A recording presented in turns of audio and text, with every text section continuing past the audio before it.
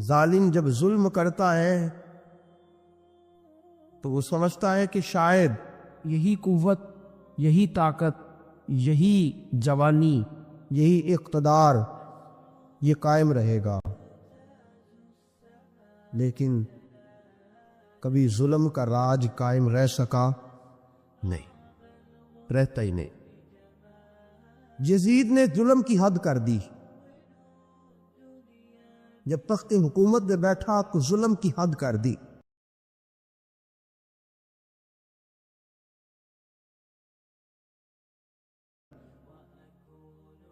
اس نے سمجھا تھا کہ شاید یہ اقتدار میرے پاس رہے گا، یہ تخت جو میں نے سجایا ہے اس پہ سجا رہوں گا، بنا رہوں گا، قائم رہوں گا۔ اسے سمجھ نہیں نہ آئی کہ حکومتیں ظلم سے نہیں عدل سے قائم رہتی ہیں۔ میرے عمر فاروق رضی اللہ تعالیٰ عنہ کی حکومت عدل سے قائم تھی تو 12 سال قائم رہی، 12 سال قائم رہی، اور عمر چلے گئے، عدل کرتے کرتے چلے گئے، لیکن مدینے کی گلی سے بھی جا کے پوچھو گے تو عمر کے عدل کی گواہی دے گی۔ مدینے کی گلی اور مٹی بھی کہے گی کہ عمر عادل تھا۔ یزید نے ظلم کیا نا، پورے 4.5 سال رہا، لیکن اس کا خیال تھا کہ میں جمع رہوں گا، بنا رہوں گا، رہ سکا نہیں، رہ سکا، چونکہ اللہ غافل ہے، اللہ کو پتہ ہے۔ اور ایک اور بات بھی، ایک اور جملہ بھی کہنے لگا، اسے بھی یاد رکھیے گا، ظالموں کو مددگار بھی مل جاتے ہیں، ظالموں کو مددگار بھی مل جاتے ہیں، بلکہ ظالموں کے مددگار زیادہ ہوتے ہیں۔ بدی جلدی پھیلتی ہے، گناہ جلدی پھیلتا ہے، ظالموں کے مددگار زیادہ ہوتے ہیں۔ یزید کو مددگار ملے، ابن سعد ملا، ابن زیاد ملا، شمر ملا، خولی بن یزید ملا، بڑے اسے مددگار ملے جو کہتے تھے کہ بالکل کوئی خطرہ ہی نہیں، دنیا تو ترستی ہے تیری دید کو، اور سب خیر ہے، ہر جگہ امن ہی امن ہے۔ یزید جب ظلم کر رہا تھا تو سمجھتا تھا مجھے کوئی نہیں پوچھے گا، کوئی میرے قریب نہیں آئے گا، لیکن یارو اس تک دنیا کا کوئی بندہ تو نہیں پہنچ سکا، لیکن اللہ کا قہر تو پہنچ گیا نا، اللہ کے انصاف کا حق کو پہنچ گیا نا۔ رب تو ہے نا دیکھنے والا۔ عبید اللہ ابن زیاد کے دربار میں جب سیدنا امام حسین کا کٹا ہوا سر پہنچا نا، اس نے ایک چھڑی پکڑی، اور چھڑی پکڑ کے نا تو امام حسین کے لبوں پہ مارنے لگا، کہنے لگا تجھے کہا تھا نا بات مان جا، کٹا ہوا سر تشت میں رکھا ہے، تجھے کہا تھا نا بات مان جا۔ راوی کہتا عبید اللہ ابن زیاد نے چھڑی ماری اور اس نے بے ادبی کی، کہنے لگا تو تھا ہی اس قسم کا، تیرا یہی حال ہونا چاہیے تھا معاذ اللہ۔ حضرت بریدہ اسلمی حضور کے صحابی دربار میں موجود تھے، فرمایا ابن زیاد تو برا ہے، تیرا باپ برا ہے، چھڑی پیچھے کر، پیچھے کر، ہٹا لے۔ راوی کہتے ہیں کہ 1 2 3 4 5 6 سال گزر گئے، وہی کوفے کا دربار، وہی محل، وہی تخت اور وہی تشت جس میں امام حسین کا سر رکھ کے لایا گیا تھا۔ 6 سال کے بعد مختار ثقفی حکمران بن گیا۔ مختار ثقفی نے کہا کہ میں چن چن کے ماروں گا وہ بندے انہوں نے امام حسین کو قتل کیا تھا۔ 1 نہیں 2 نہیں 4 نہیں 6000 بندہ مارا اس نے، چن چن کے۔ مختار ثقفی نے ابراہیم بن مالک کو بھیجا، فرمایا جاؤ قتل کر کے لاؤ۔ لڑائی شروع ہو گئی، 1 محرم کو ہوئی تو پھر بند ہو گئی، پھر 5 کو شروع ہو گئی، پھر 7 کو شروع ہو گئی، 10 محرم کا دن آ گیا، 6 سال کے بعد وہی ظہر کا وقت آ گیا۔ وہی عبیداللہ ابن زیاد جس نے امام حسین رضی اللہ تعالیٰ عنہ کو قتل کروایا تھا، وہ گرا ہوا ہے اور زمین پہ گرا ہے، اس کی گردن پہ ابراہیم بن مالک نے پیر رکھا اور اس کی گردن کو کاٹ کے تشت میں رکھا، اور تشت میں رکھ کے جب اس نے کوفہ بھیجا، وہی تخت جس پہ عبیداللہ ابن زیاد نے بیٹھ کے امام حسین کے مبارک لبوں پہ چھڑی ماری تھی، اسی تشت پہ رکھ کے جب اسی عبیداللہ ابن زیاد کا سر سامنے رکھا تو کوفے کے اس دارالخلافہ کے ایک کولے سے ایک بابا بولا اور بول کے کہنے لگا، لوگوں گواہ رہنا میرا رب بڑا عادل ہے، گواہ رہنا اللہ بڑا عادل ہے۔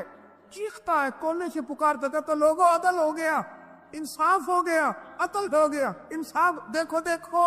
جب حسین کا سر آیا تھا، ابن زیاد نے گستاخی کی تھی تو کولے سے آوازیں نکلنے لگی تھی کہ زیاد برا ہے، حسین اچھا ہے۔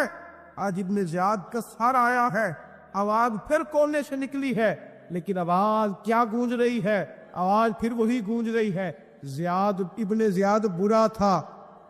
مکافات عمل، مکافات عمل، اللہ غافل نہیں ظالم جو کام کرتے، اللہ غافل نہیں۔ 6 سال کے بعد وہی دن، وہی وقت، وہی گھڑی، وہی لمحہ، وہی سارا نظام، وہی دربار، انسان ڈرتا نہیں، انسان باز آتا، عبرت پکڑتا۔ ابن زیاد اس وقت کہتا تھا کہ میں جاؤں حسین کے پاس، یہ میں جو ہوتی ہے یہ مروا دیتی ہے۔ شیطان نے کہا تھا اعلیٰ خیر منہم، میں بہتر ہوں، بس ختم ہو گیا، ختم ہو گیا۔ ابن زیاد قتل ہوا، وہی تاریخ، وہی زمانہ، اللہ کریم نے اس کو ذلت کی موت دی، مرا، اور 30,000 فوج لے کے نکلا تھا، پھر بھی بچ سکا نہیں۔ ابن زیاد کا حال ہوا۔ ابن سعد صحابی کا بیٹا تھا، نبی پاک علیہ السلام کے پیارے صحابی کا بیٹا تھا، جناب سعد بن ابی وقاص کی اولاد۔ لیکن یاد رکھنا، اگر ایک صحابی کا بیٹا یزید بن سکتا ہے تو دوسرے کا ابن سعد بھی بن سکتا ہے۔ اور صرف یوں ہی توجہ نہ کیا کرو، ابو جہل کا بیٹا بھی تو صحابی رسول بن گیا تھا نا۔ رب فرماتا میں زندوں سے مردے اور مردوں سے زندے نکال دیا کرتا ہوں۔ میں کبھی کبھی کعبے کے اندر بت بھی رکھوا دیتا ہوں، گھر میرا اور میرے ہی شریک ہی اس گھر کے اندر راج کرتے رہتے ہیں، میری بے نیازی ہے، کچھ کا کچھ کر دیتا ہوں۔ ابن سعد مختار حکمران بنا، اور مختار ثقفی نے ابن سعد کے بیٹے حب کو بلایا، اور مزے کی بات یہ ہے کہ مختار جو بعد میں حکمران بنا نا، بڑی یاری چیز کی ابن سعد کے ساتھ۔ جتنے قاتلان امام حسین تھے وہ کوفہ چھوڑ کے بھاگ گئے، دوڑ گئے۔ اور ایک بات یاد رکھنا، ظالم بزدل ہوتا ہے، ظالم بزدل ہوتا ہے، اس کے اندر وہ اطمینان نہیں ہوتا، ڈر لگتا۔ بھاگ گئے سارے کوفہ چھوڑ کے، لیکن ابن سعد نے کہا مختار میرا یار ہے، مجھے کچھ نہیں کہے گا۔ اس کے گھر والوں نے سمجھایا کہ تو دوڑ جا، تیرا تو ظلم بھی بہت زیادہ ہے، دوڑ جا تو۔ اس نے کہا نہیں میرا یار ہے، مجھے کچھ نہیں کہے گا۔ اس نے کہا تو نبی پاک کے نواسوں کا نہیں بنا، تو تیرا یار تیرا بنے گا۔ تو رسول پاک علیہ السلام کے خاندان کا نہیں بنا، ان کا تو نے احترام نہیں کیا، یاری کا۔ اس نے کہا نہیں مجھے کچھ نہیں کہنے والا، تم چھوڑو اس بات کو۔ حق کو پیغام بھیجا، بیٹا آیا۔ مختار نے کہا تیرا باپ کدھر ہے؟ اس نے کہا جی ابا جی اب باہر نہیں نکلتے، بس گھر کے کونے میں بیٹھ کے اللہ اللہ کرتے ہیں۔ اس نے کہا اچھا کیا کرتے؟ کہا جی گوشہ نشین ہو گئے۔ اس نے کہا اب تیرا باپ گوشہ نشین ہوا ہے؟ اب گوشہ نشین ہوا ہے؟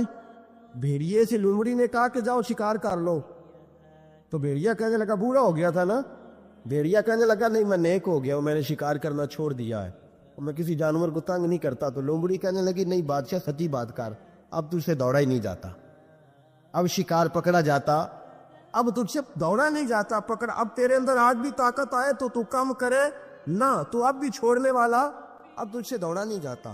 ملا رومی فرماتے ہیں بوڑھا ہو کے تو بھیڑیا بھی نیک ہو جاتا ہے. جتنی مرضی نمازیں پڑھے, جتنے مرضی روزے رکھے, جتنی مرضی نفل پڑھے, سارا کچھ کر لے, لیکن اللہ کبھی حسین کے گستاخ کو معاف نہیں کرے گا, کبھی نہیں معاف کرے گا. اس لیے کہ جو حسین کا بے ادب ہے وہ دراصل رسول پاک کا بے ادب ہے. اللہ اسے معاف کرے گا. اس ظالم میں اس نے ظلم کیا. ابھی 6 سال ہی تو گزرے تھے, 6 سال ہوئے صرف. ابن سعد بھیجا بیٹے کو, کہا جا اب اپنے باپ کو جا کے کہہ یہ مختار بلاتا ہے, بات سنے آ کے. ڈر گیا. میں نے کہا ظالم بزدل ہوتا ہے نا. کہنے لگا اس سے جا کے کہو میں نہیں آ سکتا, بیمار ہوں. نے کہا چلو وہ نہیں آ سکتا تو ہم تو جا سکتے ہیں نا, ہم تو جائیں گے نا. ابن سعد نے بھیجے 10-12 بندے, فرمایا جاؤ زندہ نہ لے کے آنا میرے پاس, میرے پاس زندہ نہ لے کے آنا. گئے, بیٹے کو حفص کو گرفتار کر کے کھڑا کر دیا, اور جناب یہ جو ابن سعد تھا اس کو بھیجا. کہا جب تم اس تک پہنچو نا تو جا کے گردن مارنا اس کی, اور مجھے اس کی وجود نہیں دیکھنا, صرف کٹا ہوا سر دیکھنا ہے. گئے, جا کے اس کو پکارا, کہا مختار نے بھیجا ہے مارنے کے لیے. کہنے لگے مختار مجھے نہیں مار سکتا, میرا یار ہے. ابن سعد کہتا مختار مجھے مار سکتا, میرا یار ہے.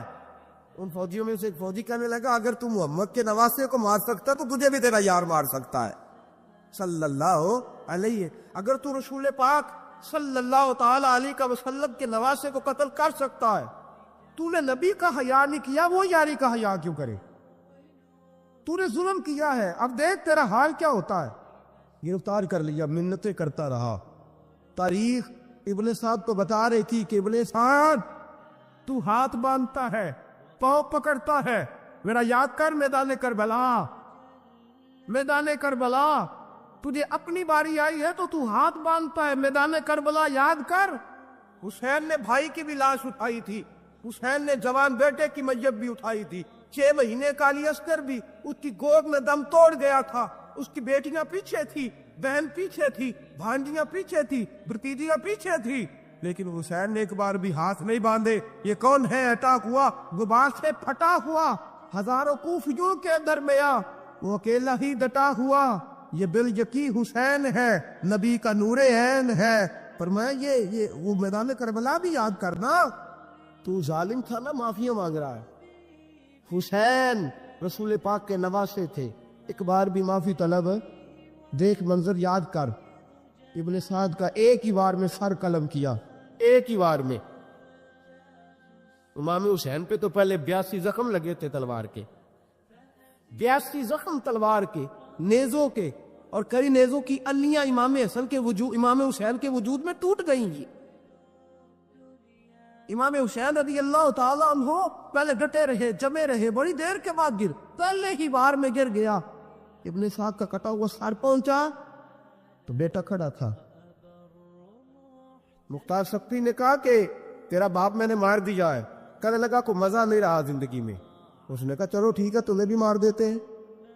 پھر مزہ نہیں رہا تو مار دیتے.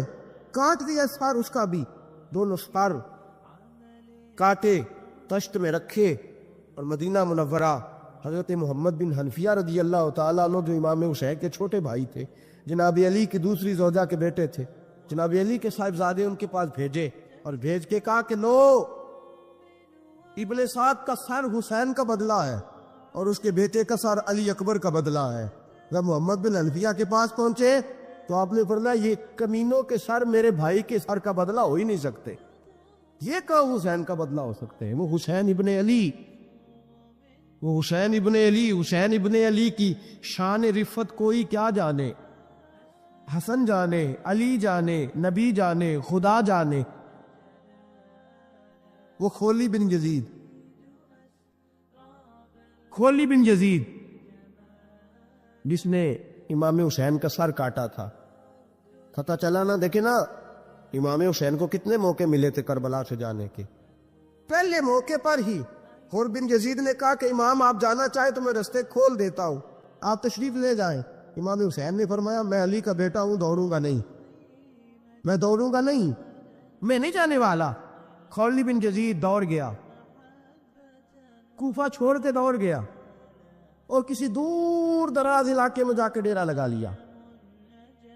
پھر وہاں سے واپس آیا کہ کسی نے کہا عمل ہو گیا آ گیا دوبارہ کوفے. مختار کو پتہ چلا کہ آ گیا ہے, پھنس گیا ہے, گھر پہنچ گیا ہے. اس کی بیوی جو تھی نا خولی بن یزید کی, بڑی محبت کرتی تھی نبی پاک کے خاندان کے ساتھ. اس نے پیغام بھیجا, اس نے کہا آ گیا ہے گھر. بندے بھیجے, کہا جاؤ خولی کو پکڑ کے لاؤ. مختار نے کہا جلدی لاؤ. حکمران نے حکم دیا, لاؤ پکڑ کے. گئے گھر کے اندر گئے تو چھپ گیا. چھپا کہاں؟ ٹوکرے کے نیچے. میں نے کہا ظالم بزدل ہوتے, ایک ٹوکرے کے نیچے چھپ گیا. بیوی سے کہنے لگا, ان سے کہنا میں گھر کوئی نہیں. ان سے کہو میں گھر ہے نہیں. بیوی کہنے لگی چلو ٹھیک ہے. دروازے پہ گئی, وہ کہنے لگے وہ خولی بن یزید کو گرفتار کرنے آئے ہیں. منہ سے پکار کے کہنے لگی گھر کوئی نہیں, منہ سے, اور ہاتھ کے اشارے سے کہنے لگی وہ ٹوکرے کے نیچے چھپا ہوا ہے. منہ سے کہنے لگی کوئی نہیں گھر, تاکہ سن لے اندر, سن لے. منہ سے کہنے لگی کوئی نہیں, ہاتھ کے اشارے سے کہنے لگی چھپا ہوا ہے ٹوکرے کے نیچے. گئے, جا کے ٹوکرا ہٹایا. اپنے پاس بہت ساری دولتیں اور جائیدادیں وہ ساری دے دی. کہنے لگا یہ میرے پاس کتنا پیسہ ہے, یہ بہت سے کاغذات ہیں, یہ کتنے زیورات ہیں, لے لو, مجھے چھوڑ دو. انہوں نے کہا وہ حکومت کدھر ہے جس کے لیے تم نے حسین کا سر کاٹا تھا؟ کدھر ہے وہ تمہارے تخت, اور کدھر گئی وہ تمہاری سلطنتیں, اور کدھر گئی وہ تمہاری دولت اور اقتدار, اور کدھر ہے وہ تمہارا اسلحہ جس کی بنیاد پر تم نے رسول پاک کا خون میدان کربلا میں بہایا تھا؟ وہ ہمارے سامنے لے کے آ. کہنے لگا یہ تھوڑے سے انعامات جو میں نے اکٹھے کیے تھے, یہ دنیا کی گندی دولت, اس کے لیے میں نے میدان کربلا میں امام حسین کا مبارک سر مبارک تن سے جدا کیا تھا, لے لو, مجھے چھوڑ دو. انہوں نے کہا نہ دنیا میں لے تجھے چھوڑیں گے, اور نہ اللہ ہی تجھے قیامت کے دن چھوڑے گا. گرفتار کر کے لائے, گرفتار کر کے لائے. مختار نے کوفے کے بازاروں کے اندر اعلان کیا کہ آؤ باہر نکلو, تمہیں بتاؤ. حسین ابن علی کا خاندان گرفتار کر کے انہی کوفے کی گلیوں میں پھرایا گیا تھا نا, یہی گھمایا گیا تھا. آؤ تمہیں دکھاؤں خدا کا انتقام اور اللہ تبارک و تعالیٰ کا انصاف تمہیں دکھاؤں. آؤ میدانوں میں نکلو, گھروں سے باہر آؤ.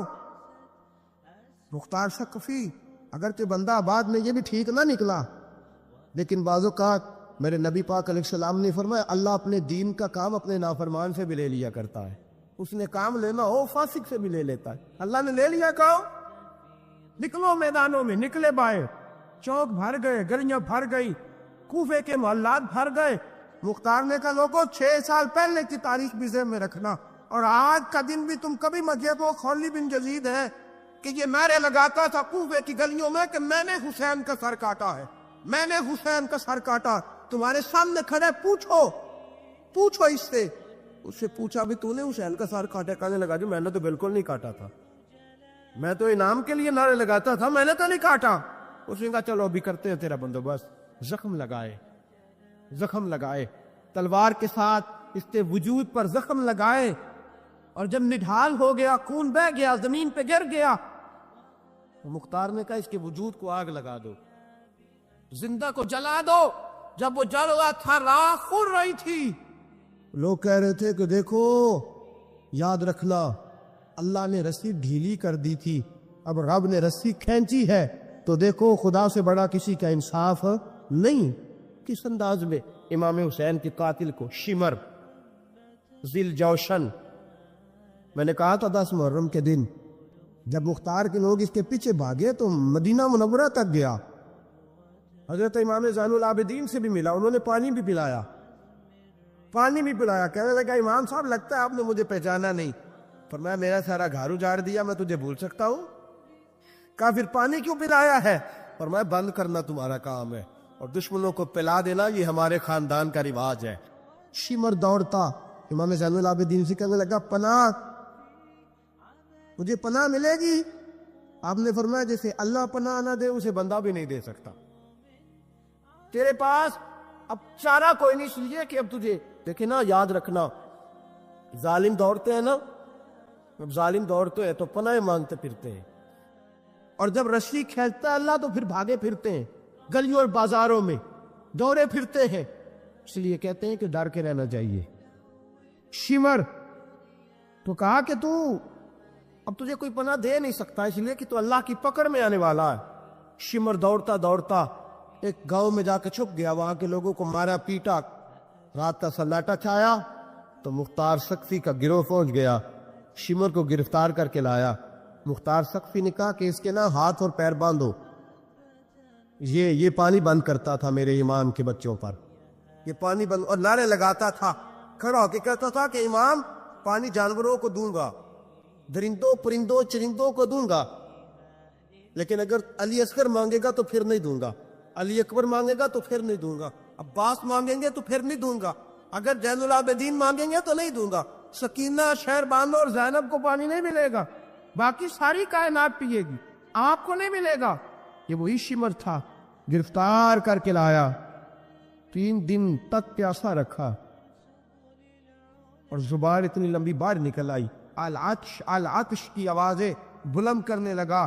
कहा जनाब इसका कर लो क्या? कहा इसके हाथ बांध दो, पैर बांध दो, और जो भूखे कुत्ते हैं ना, जिनको कई दिनों से मैंने भूखा रखा हुआ है, वो कुत्ते इस पर छोड़ो, और जब कुत्ते इसका गोश्त नोचे तो कूफे के बाजारों में ऐलान करना कि जो नबी पाक की अहले बैत का गुस्ताख हो, कहा आओ देखो आके ये है मस्जिद किसी बेअदब की, मुंह दिखाने के काबिल नहीं है, उनके दुश्मन पे लानत खुदा की, रहम पाने के काबिल नहीं है, और मैं देखो जान पे नहीं निकल रही। फरमाया ये वो है जिसको 2 गज जमीन भी नहीं मिल सकी, कुत्तों के पेटों में इसे जगह मिली है। ये वो था तो जनाब इमाम हुसैन रज़ी अल्लाह तआला अन्हु के खानदान पे पानी बंद करने वाला था। मेरे अजीजों देखो, रब फरमाता है कि मैं कभी किसी जालिम से गाफिल है, जिस आदमी के पीछे मौला अली नमाज पढ़ते हैं वो बंदा तुझे कबूल क्यों नहीं, जिस अबू बकर सिद्दीक के पीछे वो नमाजें पढ़ते हैं तुझे क्यों नहीं कबूल, जिस उमर के वो मुशीर बनते हैं तुझे क्यों नहीं हजरत उमर कबूल, और जिस उस्मान गनी के बारे में मौला अली की ये राय है कि इमाम हसन और हुसैन को तलवारें दे के हजरत उस्मान के दरवाजे पर खड़ा करके कहा बेटा यहाँ खड़े रहना, कोई दुश्मन उस्मान के करीब ना आने पाए, तो जिस उस्मान के हजरत अली मुहाफिज है तुझे वो उस्मान क्यों कबूल नहीं। याद रखो, हम लानत भेजते हैं फिरका वारियत पर, उम्मत को तबाह करते हैं वो लोग जो फिरका वारियत पैदा करते हैं। लेकिन आपको बताऊं, जिस जमात से आपका ताल्लुक है ना, उस जमात की उम्मत मुस्लिमा को जरूरत है। क़यामत भी 10 मुहर्रम को आएगी, जुमे का दिन होगा, तो मैं आज दिल को हाजिर नाजर रख के, अपनी तबीयत को हाजिर पा के बाशऊर आपको कह रहा हूं, जाग के सुनना खुदा का वास्ता। आप उस जमात से ताल्लुक रखते हैं, अगर काफिर के सामने इस्लाम का कुछ चेहरा पेश हो सकता है तो सिर्फ सुन्नी का चेहरा पेश हो सकता है, खत्म हो गई बात। वरना कोई सहाबी का बेअदब है, कोई अहले बैत नबुव्वत का, आज मुझे कह लेने दो, खुल के कह लेने दो। लोग दलीलें देते फिरते हैं, कहते हैं जी एक वो पेंट कोट वाला मौलवी है, उसने ऐनक भी लगाई है, दाढ़ी भी रखी है, पेंट कोट भी पहनता है, उसने जी 1500 बंदा एक दिन मुसलमान कर दिया, एक दिन 1000 मुसलमान कर दिया। पर पता है वो बदबख्त कहता क्या है? वो कहता है अमीरुल मोमिनीन यजीद रज़ी अल्लाह तआला अन्हु, मैं क्या करूं उसके 1500 मुसलमान को या 2000 उसके कलमा, और वो ये बड़ी दलीलें देता है, वो दलीलें संभाल के रखे, वो दलीलें से जो जी बड़े लोग उसके साथ होते हैं। तो करबला के मौके पर ज्यादा लोग यजीद के साथ थे, ज्यादा लोग, हम कसरत के कायल नहीं, हम हक के कायल हैं। हम बस छोड़ दो बात, दलाइल की तरफ आओ। अजीब तमाशा है।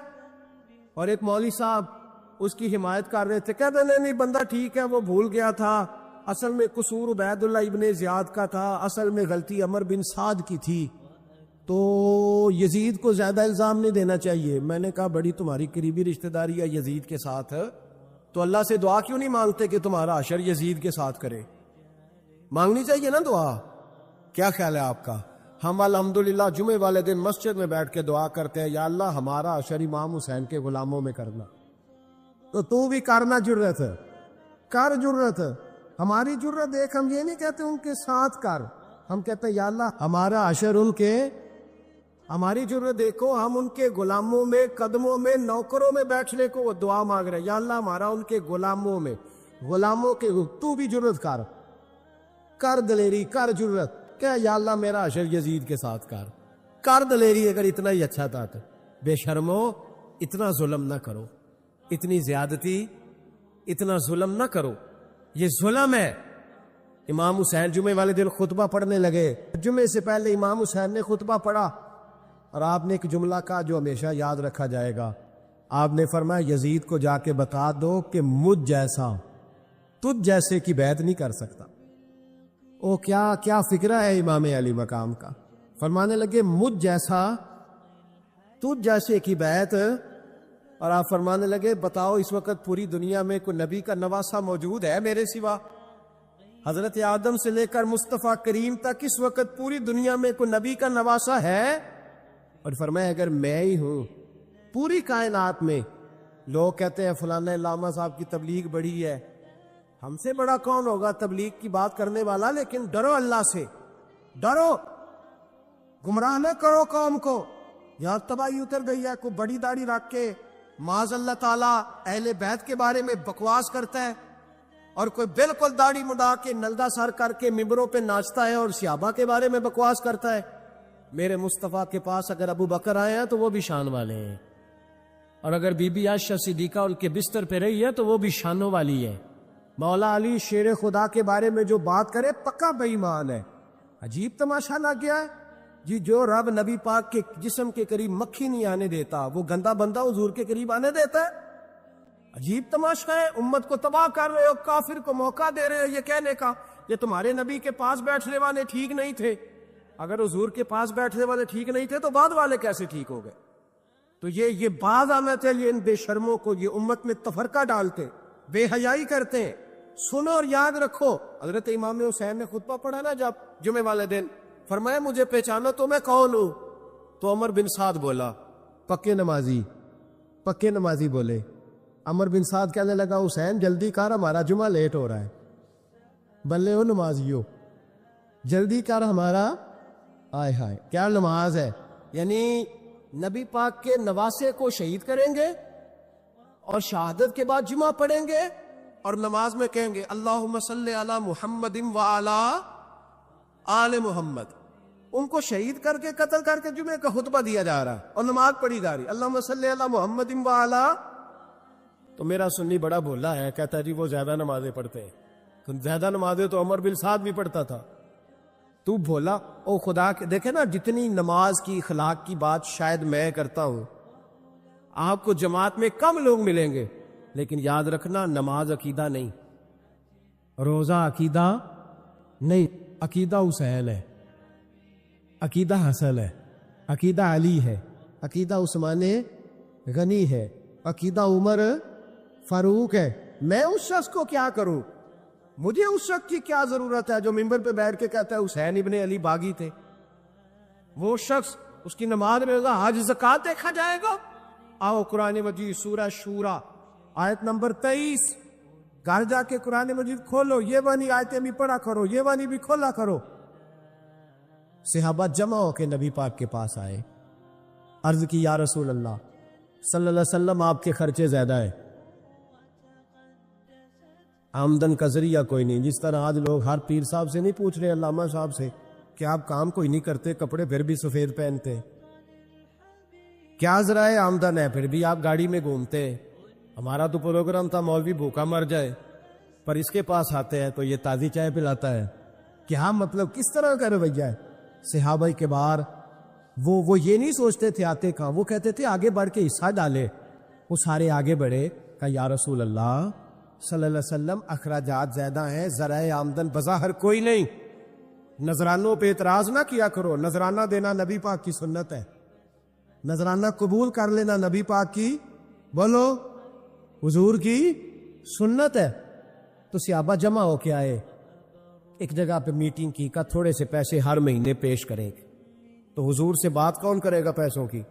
کہا ہم نے نہیں کرنی، نبی پاک کے چچا جناب عباس کریں گے۔ حضرت عباس رضی اللہ تعالیٰ عنہ کے ذمہ لگایا گیا، جناب عباس آئے، حضرت عباس رضی اللہ تعالیٰ عنہ پیسے لے کے آئے، اور سیانے بندے تھے، انہوں نے بڑی سمجھداری والی عقل مندی والی بات چھیڑی. یہ نہیں کہا کہ حضور ہم یہ نذرانہ دیں گے. کہنے لگے یا رسول اللہ ہمیں پتہ ہے آپ کی مذہبی مصروفیت اتنی ہے کہ آپ کو ٹائم نہیں ملتا کاروبار کرنے کا. اگر آپ کام کریں گے تو پھر